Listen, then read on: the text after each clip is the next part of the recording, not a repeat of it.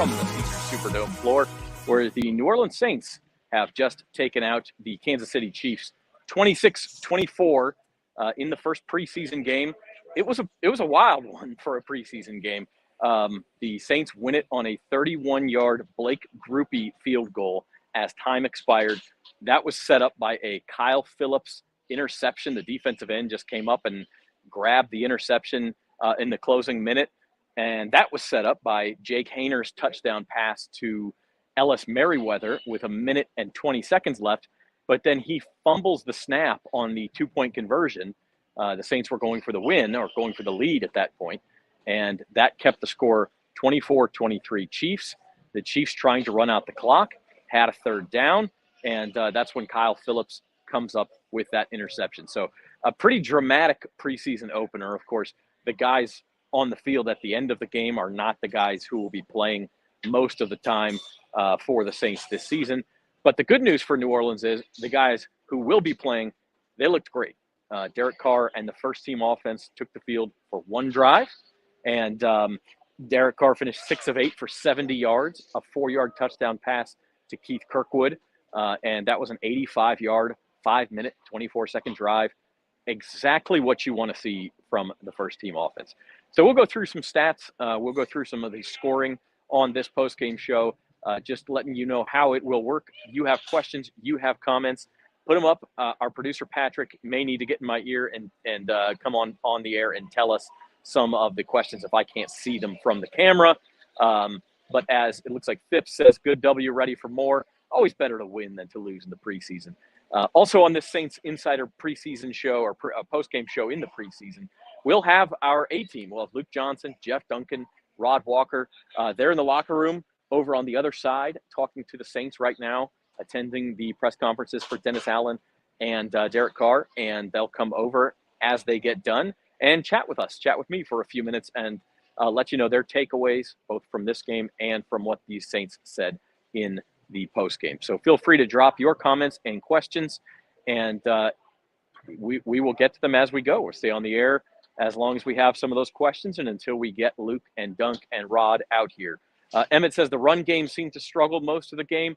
I don't, without having the exact stats in front of me, Emmett, I thought it was okay. I thought the Saints really committed to establishing that run early, even when it wasn't working. We saw on that first drive, Alvin Kamara, had a 12-yard run for the first down of the game. And when that's going well, that opens up passing lanes. I mean, that's football 101. And so, yeah, it wasn't great statistically. I do think the Saints ended up close to 100 yards for the day if I was looking late in the fourth quarter. But they'll stick with that. I mean, that's going to be something Dennis Allen wants this football team to do. So they got it done mostly with the passing game. Yes, all 3 touchdowns were passing touchdowns. But I do think the running game looked okay. And then you throw in kind of that screen game, that short passing game was there too. We saw Alvin Kamara catch one from Derek Carr on that first drive. We also saw Ellis Merriweather catch a couple of those from Jake Hayner in the second half. And so that's run game, but it kind of counts just because it makes those linebackers and those safeties respect the line of scrimmage and maybe pause before they go cover something deep. So it's, look, that first quarter was as good as you could possibly hope for if you are a New Orleans Saints fan. It was phenomenal. And it's Poppy. First time in a long time the Saints looked good in the first preseason game. Especially offensively, right? That first quarter, I think it was 170 yards in the first quarter for the Saints. Multiply that by 4, you got 680 yards. And I mean, no one plays the transitive property like that. But look, it was as good as you could have hoped for. And that was when the Chiefs starters were in the game too, right? That first drive was ones on ones, and the Saints went right down the field. They had 1 third down. Derek Carr found Juwan Johnson, converted the 3rd and 7 over the middle. Then he found Michael Thomas. Remember him? I think for like a 13-yard gain on the next play. And then 2 plays later, screen pass to Alvin Kamara, sets up 1st and goal. A couple plays later, the 4-yard touchdown to Keith Kirkwood in the corner of the end zone. Doesn't get a whole lot better than that for a starting offense. And then, as a bonus, the Chiefs put their first-team offense out there for one series. And Pat Mahomes got 1 first down but then he was stopped. He slid down just shy of the sticks on a third down right at midfield. And then the Saints stoned Isaiah Pacheco on 4th and short, got the ball back. And then Jameis Winston comes out, and he throws a touchdown pass to A.T. Perry. And speaking of positive things, A.T. Perry, boy, he flashed with that number 2 offense. And that was one concern I had leading into the game was how does that number 2 offense look? It struggled in training camp, and you don't know, is that the number 2 defense just being that deep, or is that the number 2 offensive line struggling? But A.T. Perry caught 6 passes for 70 yards. And a touchdown, that 29-yard touchdown reception from Jameis Winston. And just like that, it was 14-0 Saints. Jameis Winston led the Saints to a field goal on their 3rd drive. And that made it 17-0 New Orleans. And really, it was as good as you could have hoped for through about 17 minutes. Now, the bad news, of course, second and third quarters were terrible. I think it was 234 to 50 something. The Chiefs outgained the Saints in the second and third quarters. And look, it's a lot of guys, it's a lot of backups who are not going to play. But it's also not something you want to see from your depth, because we know, believe me, as people who follow the New Orleans Saints, you know that there are going to be injuries throughout the season. And so you are going to have that depth tested. And, I think some of those guys struggled a little bit. Jameis Winston was sacked 3 times. Second, and especially the third team defense, when Shane Buechele was out there for the Chiefs, they scored a couple of touchdowns. The Chiefs' third and fourth string quarterbacks, Shane Buechele, and then, I'm going to have to look up his name. I'll be honest with you. I didn't even know he was on the Chiefs roster leading into the game. Their fourth string quarterback, Chris Oladakin, also threw a touchdown pass, and the Chiefs took the lead. So second, third quarters, beginning of the fourth, it was pretty ugly. But I think you'll take that, right? I think you'll take the first team and the second team looking real good, and then you'll take a win, right? The young guys, Jake Haener, Ellis Merriweather, and Kyle Phillips coming up with the big plays in the end, and then Blake Grupe hitting the winner. So let us know what you think, and we'll answer some questions. We'll also have Luke Johnson, Jeff Duncan, Rod Walker here on the show with some reaction here on the Saints Insider Postgame show. I think I saw a comment from Ruben saying, where's the touchdown replays? Not something we have access to at this point. We may get to that later in the year. We're hoping to do this all year long and get a little more sophisticated as we go. But we'll have some highlights maybe later in the season. We do have a couple of those highlights up, including the Carr to Kirkwood touchdown pass in that first quarter up on NOLA.com. So check that out after you're done with us here, or maybe just keep us in one tab and go to that tab. So all in all, pretty good day. We'll go through some stats here. These stats were pulled with like a minute to go, so I may have missed a couple of carries. But here's what I got. Derek Carr finishes 6 of 8 for 70 yards and a touchdown. That was 70 of the 85 yards on that opening drive. The other 15 were on the ground, 12 of them on 1 carry from Alvin Kamara. Kamara finishes 3 carries for 14 yards. He also had 2 catches for 21 yards. So, 35 yards of offense from your top back just on that one drive. You'll take that. Jameis Winston comes in. He was 11 of 13 passing for 92 yards and a touchdown. He was sacked 3 times. I think I think that's a little bit of that second string offensive line struggling. I also think Jameis probably held on to the ball too long in a couple of those circumstances. Could have thrown it away or scrambled outside and made, maybe tried to make a small gain on those plays. But he sacked 3 times. That was really when the offense started to struggle. See, Tyree really wanted to see how Derek Carr did today. Man, he looked great. If you missed just a few minutes ago, 6 of 8 for 70 yards. I think his first pass was incomplete, and then he was 6 of 7 after that. The only other incompletion was in the end zone at the end of that drive on first and goal. And then on second and goal, he has the touchdown pass to Keith Kirkwood. So you didn't get to see a lot of Derek Carr, but I think that's okay. I think you certainly don't want to get the guy hurt. It's a new offense. Dennis Allen said on Friday, look, we'll play him as long as we feel like we need to play him. And after that first drive, 6 completions, 70 yards, a touchdown, just looking super crisp, looking in command of that offense. I think that's all Dennis Allen needed to see. And so they pulled the number one starters after that. Number twos looked good for a little while. As I mentioned, Jameis Winston, 11 of 13, 92 yards and a touchdown. He did have the 3 sacks. And then Jake Haener comes in. Jake Haener, his final numbers, 10 of 17 for 105 yards, 1 touchdown, 1 interception. It got better as the day went on, and the Chiefs may have had a few more guys further down the depth chart at the end. But it's 10 of 17, 105 yards, not great numbers, but considering I think he started 0 of 4 with a pick in that first couple of drives. So that's a good finish, and he gets the clutch touchdown throw to Ellis Merriweather. So the Saints win 26-24. We got Rod Walker here. He's fresh in from the Saints locker room. And Rod, what's the mood like in that locker room? Well, the locker room was actually pretty empty by the time I got to it. I stuck around for Derek Carr and Colin Saunders postgame. And, Derek Carr, obviously a big part of the story. That's what everybody's going to be talking about, his first game in a Saints uniform. I thought he did really well, 6 of 8 on that opening drive. And Dennis Allen told us on Friday that, he was going to keep him out there. Zach, if you would lift the mic a little bit. Which was a successful 80-yard scoring drive. Yeah, I think that was the most important thing. You always want to see the ones look good against the ones. The other thing is, you always want to win the game, and it looked like for a while they were going to kind of have a sour taste in their mouth, but some big plays by the young guys at the end. Yeah, Blake Griffin came through with a big kick to win the game. Kyle Phillips had the interception to sort of set up that touchdown, and this is a game that looked like they were going to let slip away, which to me wouldn't be the end of the world. I thought like you mentioned, the ones did really well. The first team offense and defense, I thought did really well. Offense scored the first 3 times they had the ball.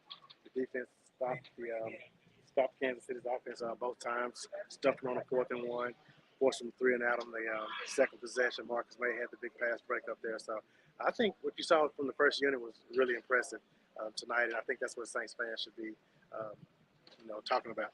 And one thing we had a concern about amongst ourselves was that second-team offensive line. I know you mentioned it on the Saints Insider podcast on Thursday and said, look, part of the reason Jameis Winston is struggling is because he's behind this sort of makeshift second-team offensive line. And he was sacked 3 times, but he also did some good things out there. He did. He led the team to a touchdown drive on his first possession. And one of the questions I asked Dennis Allen today during the press conference was about, on those 3 sacks, is that Jameis or is it the offensive line? And he said it's something he's going to have to look at the film because he thinks it's probably a little of both. You have to find that balance of which one it is. But that's something they'll definitely have to try to get corrected going into next week's game against the Chargers, preseason game against the Chargers. Yeah, let's talk about this. We got a question from Tyree on there. When is the Saints joint practice? They fly out Wednesday to LA. I think they have joint practices Thursday and Friday, and then that game is next Sunday out at SoFi Stadium in Inglewood, California. Do we expect to see starters in that game, or is that something you see the joint practices and that's probably enough? I think the joint practice is probably enough. I doubt if we see Derek Carr again in a preseason game. You can't risk an injury to a guy. You saw how good he can be on that opening drive, and I'd be shocked if he plays in another actual preseason game. But that's just me. Dennis Allen may have a totally different philosophy on that, so we'll see. The last thing you want to do is get that guy hurt. I think one thing that's a little bit different is, like, this is the first time, and I'm not comparing Derek Carr to Drew Brees necessarily, but this is the first time since then Saints fans feel like they have a quarterback who can go win the game. Yeah, I think you saw it on the opening drive. That's what he came in and did. I just think he can't risk that, going into this season. They did suffer one injury today with Kendre Miller, so that's something you want to try to avoid. And I think they'll do that, throughout the rest of this. They'll be a little bit more cautious, I think, throughout the rest of this preseason schedule, these last 2 games. All right, he's Rod Walker, columnist for The Advocate and Times-Picayune, NOLA.com. Check his work out, check everything out on NOLA.com from this game. And we've got Luke and Jeff Duncan here as well. So, Rod, thanks, and we'll let you get to work. All right, here's chiming Luke in. Johnson. Here comes Patrick's. Yeah, sure. Yeah, the mic's not working, so the only thing we're hearing is audio through your headphones. So I don't know if you want to stand a little closer or something along those lines. I'm going to check this mic, Luke, because I'm told our mic's not working very well. So let's see. Is that any better, Patrick? Let's see if. How are we doing, Patrick? See if Patrick's. Still same issue. No good. Still same. Okay, same issue. So we're just going to have to snuggle real close. We got my mic. Yeah, all right. I'm close to Zach. That's right. Luke, what's the mood like in that locker room post-game after this first preseason game? I think some guys are pretty happy with their performance and happy with the way they ended up finishing that game out. Obviously, there was like 2 quarters there where it didn't really go the way they wanted. I think Dennis Allen was not happy with that, understandably. But they saw some nice things from some young players at the end. I think Jake Haener rebounded really, really well from a kind of a poor start. They got to see the most important thing, which was Derek Carr going out there and shredding KC on his opening drive. That was really, really fun to see. And I think that's the thing you come away from this, just feeling good about the first team and feeling good about the way they finished. Kendra Miller, can you give us an update on his situation? Because that was the one injury that they suffered. Yeah, they're looking at it as a knee sprain right now, which could mean a lot of different things. Dennis Allen said it was the same knee that he injured at TCU, so that's something to keep an eye on. But I think this is a situation where they've got to kind of take it easy on that guy because he's going to play an important role for him, especially the first couple of weeks of the season. Wouldn't surprise me if the next couple of days we see them working out some veteran running backs and maybe bringing somebody in. Do they go back to Kareem Hunt, who's still out there? I mean, do you think that's a possibility? I think it's a possibility, yeah, sure. But he's got interest from a number of teams right now, and I think he's not the only one out there that's looking for work right now. It would. Kareem, Ezekiel Elliott or Leonard Fournette. Wow. Both of those guys are still looking for work, but this is not exactly a good situation for them, I don't think. But maybe somebody I mentioned him the other day, and J.D. McKissick. I think he could be somebody maybe they check in on and would be a good option for him in the event that Kendra is not ready to go week 1. Because again, the situation, of course, Alvin Kamara suspended for the first 3 games. When you get him back, you feel better about that depth, but you got to get there first. Well, that's the thing, and that's the thing that was really interesting to me about the whole Kareem Hunt pursuit is that he seemed like he'd be an insurance policy in case Jamal Williams or Kendra Miller gets hurt. But then after week 3, where is he going to see the field? Yeah. That's why I don't think it makes sense for them to. It wouldn't make sense for somebody like Ezekiel Elliott or Leonard Fournette to look at the Saints and see him as a viable option because after week 4, those carries are going to be going to 41 and 30 and 25 is I'm sure going to play this season. I'm sure it's not a season-ending injury for him. So there's going to be limited opportunities, and I think that's why somebody like Kareem Hunt leaves here with that. Could be a situation too where one of those guys decides, hey, I'll ball out for 2 or 3 weeks and show the rest of the league what I can do, and then go get a deal later on in the year or facilitate a trade or something. I mean, it's complicated. I think that's risky business on the running back part if they try that. Yeah. We did have a question earlier that someone thought the running game wasn't really going very well today. Alvin Kamara, I think, had the first down of the game, a 12-yard carry. After that, it was a little slow, but the Saints stuck with it. It was at least getting positive yards, I thought. Yeah, and I think there's a pretty big gap between offensive line 1 and offensive line 2. I think we've seen it throughout camp, whether it's the run game or the pass game. You saw the Jameis Winston, who has been known to take some sacks throughout his career, but he took 3 sacks behind that second-team offensive line today. Lost 28 yards on those sacks. I wouldn't put too much stock into that. I think that they're going to be a pretty good running football team as long as their offensive line stays relatively healthy. When we're talking about not just playing with 2 of their original starters like they have in multiple times the last couple of years. So I'm not too worried about it yet. We'll see how it goes next week against the Chargers. I think they have a pretty good defense. See how it goes in joint practices with the first team, but not something I'm overly concerned about yet. Before we let Luke leave us and get back to work, Ruben had a question. Didn't see the whole game with the stats for Jimmy Graham. I think one catch for 10 yards was what he wasn't out there a whole lot. But on that note, who's somebody who stuck out to you who maybe increased their chances of making this team today? I really like the game A.T. Perry had. 6th-round rookie coming in at Wake Forest. Absolutely. He hasn't had a particularly eye-opening camp, but I think for young receivers in particular, it can take a little bit of time to kind of get involved and in the flow of the offense. I thought he had a great game today. 6 catches on 6 targets, 70 yards, and a touchdown. Dennis Allen said he wants to see a little bit better ball security on that touchdown where he's lunging across the goal line, very close to being a fumble. But man, I was impressed with him. I thought he showed some athleticism. He showed strong hands. He was a reliable target today. He had a great game. All right, he's Luke Johnson, beat writer for the Times-Picayune and NOLA.com. We'll let him get back to work. Thanks, Luke. Thanks. See y'all. All right. And lastly, we'll bring in Jeff Duncan. He's next on the he's going to get a fist bump. All right, yep. Jeff Duncan tags in. We got to get close because our mic's not working. We apologize. Yeah, we apologize for those audio issues, but I think y'all can hear us now. Dunk, your takeaways from preseason game one, just headlines. Well, look, I think it was obviously a back and forth game, typical preseason effort where you're going to find a lot of good and a lot of bad on both sides of the ball. But I think most important takeaway was the Saints learned to finish a game and win a game. It was a point of emphasis all off season for Dennis Allen and his staff. After last year losing so many games in the fourth quarter, I can think off the top of my head the Cincinnati Bengals game, down in Tampa, a game that they squandered after a big lead. So for them to be able, even if it is backups, for them to be able to finish it off and come back in a game that looked like was lost, I think is important to set a tone early on and really validate probably a message that the coaching staff's been trying to establish all this offseason.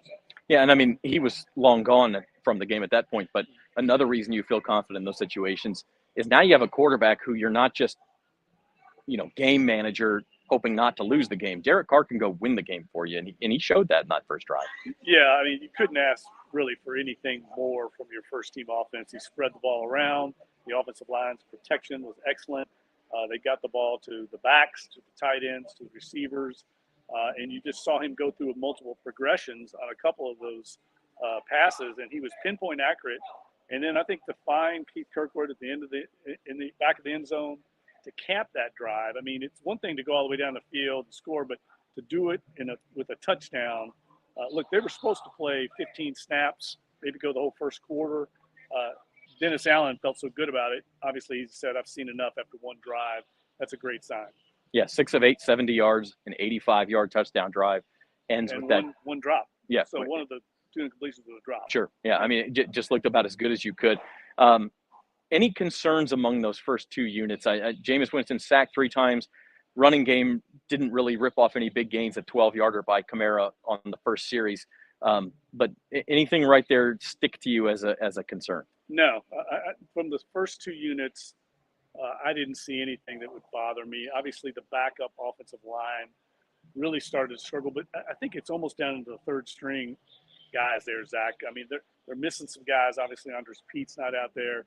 There's some other guys that are working their way into a depth chart situation that probably not going to be playing in games for the Saints. So I think they'd like to see better performance, but offensive line is very difficult to find. It's probably the hardest position to get good quality depth at in the league.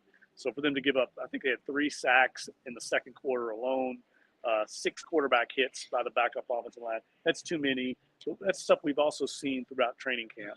And it's an area that the Saints are probably going to struggle with all year. But the first team unit was so good, I think you kind of have to take away the good more than the bad right now because it's backups making those mistakes. Yeah. I was running our live blog, and when things were going poorly in those second and third quarters, it's like, well, look, you can't overreact to how good the first team looked, but you also really shouldn't overreact to how bad the third team looks. Some of these guys won't even make the team. So, take all that with a grain of salt, but better to win than to lose. You're watching the Saints Insider postgame. Zach Ewing with Jeff Duncan here on the Caesar Superdome floor. Same question I asked Luke before I let you go. Anybody you felt really helped or hurt his cause for making the final 53 today? Well, I heard Luke say A.T. Perry. I think that's a great one because A.T. Perry I thought was on the outside looking in, but clearly they were featuring him in this game, and that's a good sign. That means that they're looking for backup wide receivers right now. I think the top 3 are clear, maybe the top 4 right now because Keith Kirkwood, I know they're very high on him. He had a touchdown pass today, but they're trying to find how many receivers they're going to keep. Will they keep 5 or 6? I think right now it's going to be 6, and I think it might end up being A.T. Perry. That's a guy that I didn't think maybe would make this final 53. The way he's playing and the fact that they're trying to feature him says a lot right now about what they think of his potential. And he's a guy that's been up and down during camp and has dropped a lot of balls, but you can see when he's 6'6", he becomes a big target, and that's what Jameis Winston did, putting the ball up to him on that second touchdown. So I think that's a very good sign for him today. And I also thought that some of the backup corners, Ugo Amadi and Isaac Yiadom, those are 2 guys that stood out in camp. I thought both of them played very well today, and certainly I think helped their efforts to try and make the final 53. Yep. He's Jeff Duncan. We appreciate the help, and we'll let you get to work. Yep. All Thanks, right. Zach. Thanks, Jeff. And that'll wrap it up for the Saints Insider postgame show. Zach Ewing here from the Superdome. The Saints defeat the Chiefs 26-24. We just had a comment up there from Ruben. Yep. Nice win against the Super Bowl champs. I mean, look, the preseason is not predictive in any way, shape, or form. We see every year some team go undefeated in the preseason, and then they're one of the worst teams in the NFL. We see teams go winless in the preseason and turn into playoff teams. The results really do not matter. But having said that, you'd still rather pull out that win than have a loss. Blake Grupe hits the game-winning field goal, 31 yards. And most importantly, I think for the Saints is when it was the starters out there, short time though it may be, the Saints really controlled this game. Derek Carr looked fantastic. We saw a little bit of Alvin Kamara, a little bit of Michael Thomas, a real little bit of Chris Olave. He's one guy we didn't see too much of. They looked good against that Chiefs #1 defense. And then the Saints #1 D gets a stop against Patrick Mahomes and the Chiefs #1 offense. Again, it's just one series. If it was the Saints versus Chiefs for real, it would have been 7-0 midway through the first. The Chiefs probably don't even go for that, honestly, fourth and 1 from midfield. If this is the regular season, they probably punt it deep, and we've still got 55 minutes to play or 50 minutes to play. So let's not go into beating the Super Bowl champions or anything like that. But I think all in all, a positive day for the New Orleans Saints, and we're off and rolling. Look, the Saints, they travel. They have tomorrow off. They practice Tuesday in Metairie, and then Wednesday they will travel to LA for a couple of joint practices Thursday and Friday with the Los Angeles Chargers, and then they'll play the Chargers out in California at SoFi Stadium next Sunday. I think that's like an afternoon start. Actually, it's an evening Central Time. It's like 5 o'clock in the afternoon out in California. It's like 7 o'clock in the evening here. And then in 2 weeks, back home for the preseason finale, Saints and Houston Texans. This is the Saints Insider postgame show. We will be back with you after that Texans game, and we'll have regular Saints Insider podcasts in between then. Starting tomorrow afternoon, we're going to record a podcast, me and the 3 gentlemen who visited with me here, Rod, Jeff Duncan, and Luke Johnson. And so we'll see you tomorrow. And then Luke also recording a 2-minute drill, quick takeaways from every practice in the preseason. And he'll be going to LA, so he'll do that the rest of this week as well. Until tomorrow with the Saints Insider podcast, thanks for joining us here on the postgame show. Zach Ewing for Rod Walker, Jeff Duncan, and Luke Johnson, and our producer, Patrick McGee. Saints win it 26-24. Enjoy your Sunday, everybody.